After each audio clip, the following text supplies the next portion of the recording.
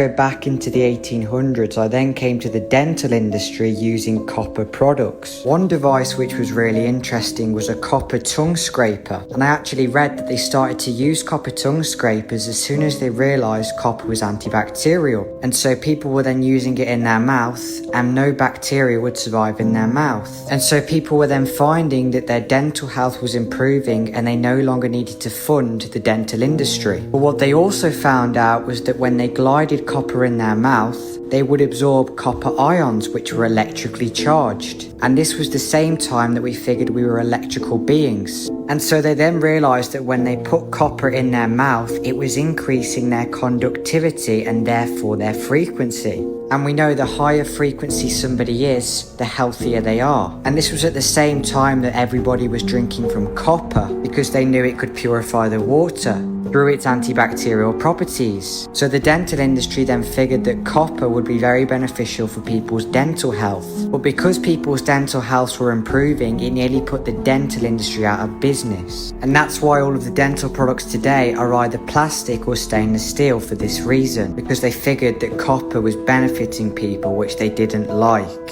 Sorry, there's one little kernel of truth here, and that is that copper does have antimicrobial activity.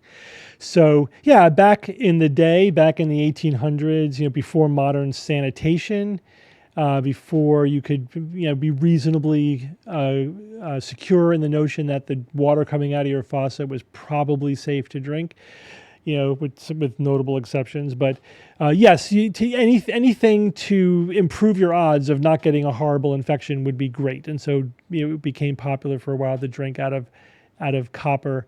And we still use copper, like copper countertops in laboratories and stuff, places where, the copper surface will have some antimicrobial effects. It's not the same as using Lysol and like disinfecting things, but it's at least not a friendly environment for bacteria to produce.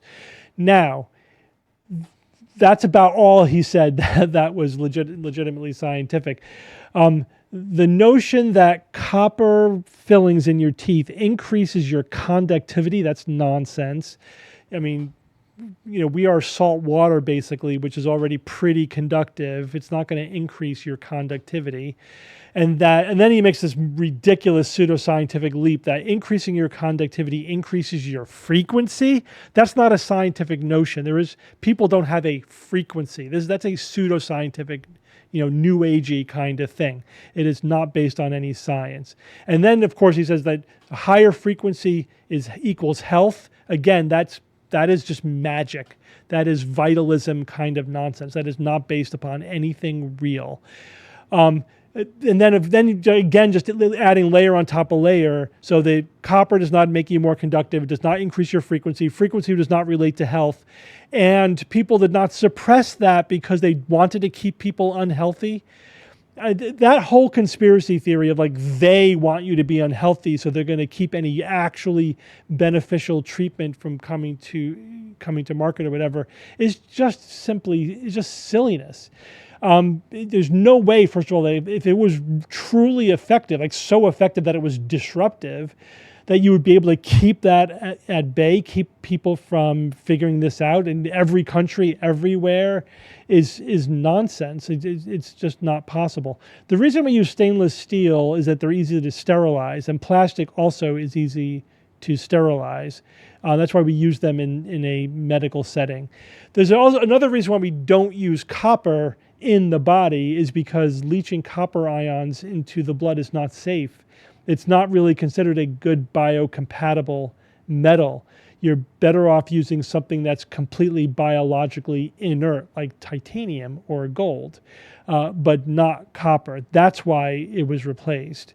Not because secretly it's like dentists want people to be unhealthy. I mean, just think about that. It's just purely nonsensical.